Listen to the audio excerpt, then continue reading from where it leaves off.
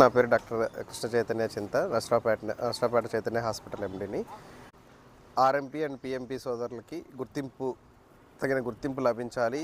Government నుంచి ప్రత్యేక ప్రోత్సాహాలు ఉండాలి.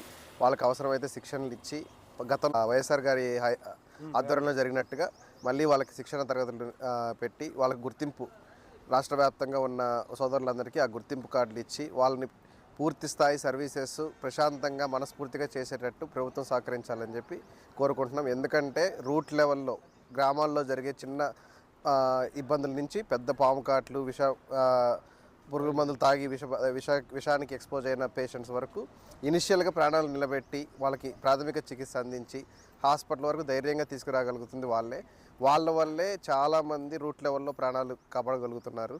సో ప్రభుత్వం దీన్ని అర్థం చేసుకొని వాళ్ళకి తగిన శిక్షణలు ఇచ్చి వాళ్ళకి ఆ గుర్తింపునిచ్చి ఆ పేద ప్రజలకో లేకపోతే గ్రామంలో ఉన్న ప్రజలకి సహాయం అందించాలని కోరుకుంటున్నాను.